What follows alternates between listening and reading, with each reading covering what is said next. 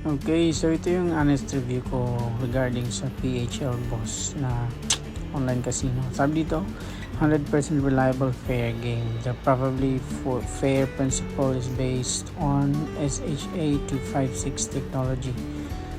So, isa siyang program.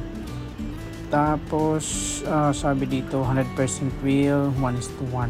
The digital asset platform has a 1:1 real-time exchange rate, ensuring the interest of everyone.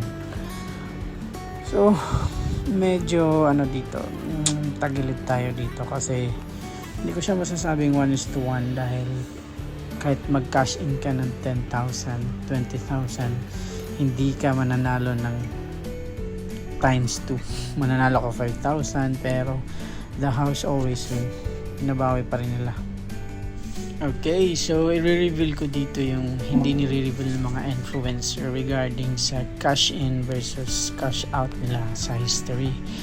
So dito, meron ako ditong total recharge accumulating 138,000 plus. So yan yung total recharge ko sa online casino na ito.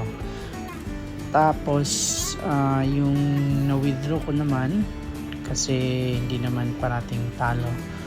So yung total niya is 47,000 plus. So hindi rin nag 50%. So talo pa rin.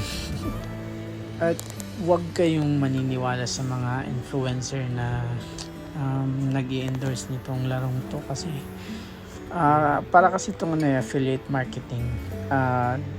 Mas marami kang na-invite, may mga points kang makukuha pag nag-cash in yung na-invite mo. So hindi pa rin maganda.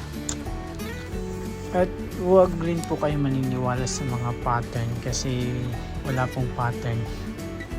At yung sinasabi nila na play at your own risk, parang yun, para kayo maengganyo. At kung itong klaseng risk lang naman, wag na lang po.